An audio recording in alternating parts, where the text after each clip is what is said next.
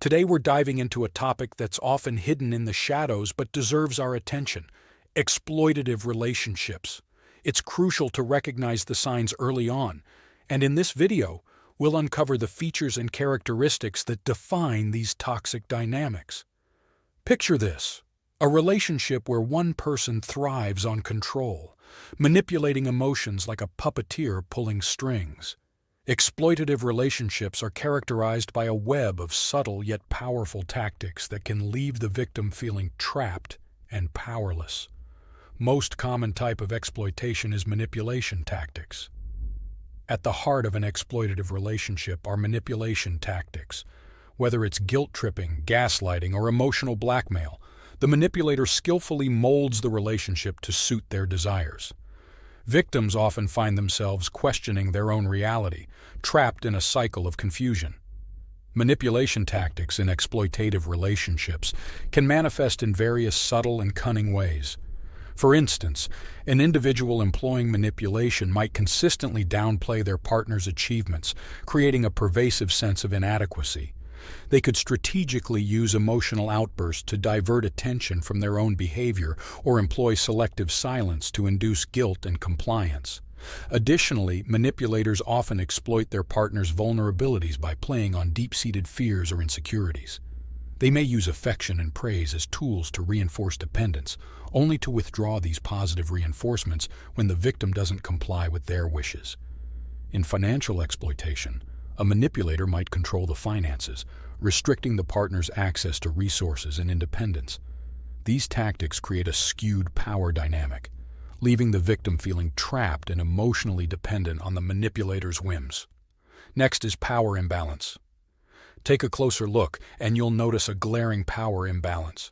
One partner holds the reins, restricting the other's freedom and autonomy. It's a dynamic where control becomes a currency, and the exploited are left navigating a landscape of enforced dependence.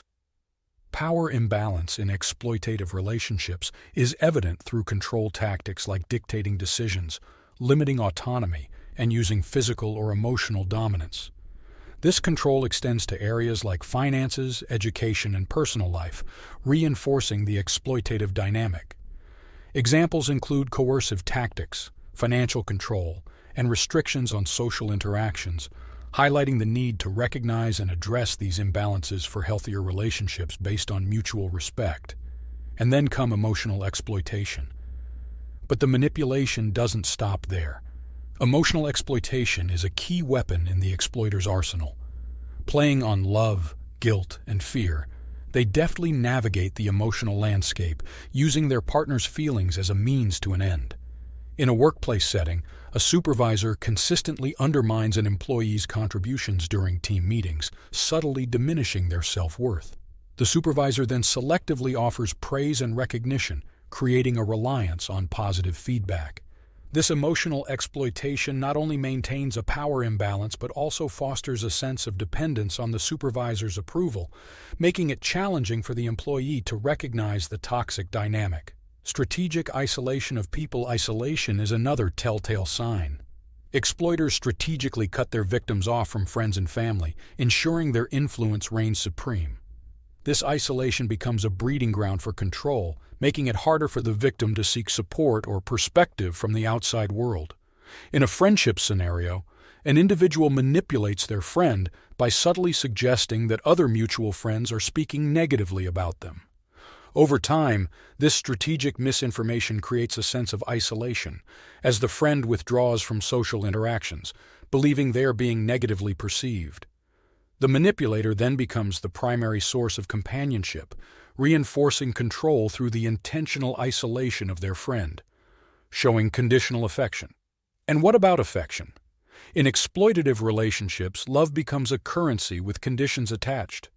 Affection is a reward for compliance, creating a cycle of emotional dependence that keeps the victim tethered to their exploiter. Now that we've shown a light on the features of exploitative relationships, let's discuss how you can identify them in your own life. Trust your instincts. If something feels off, it probably is. Pay attention to the patterns in your relationship, and don't ignore the nagging doubts that whisper in the recesses of your mind. Your intuition is a powerful guide in navigating the complexities of human connection. If you or someone you know is in a toxic relationship, reach out to local support services, therapists, or help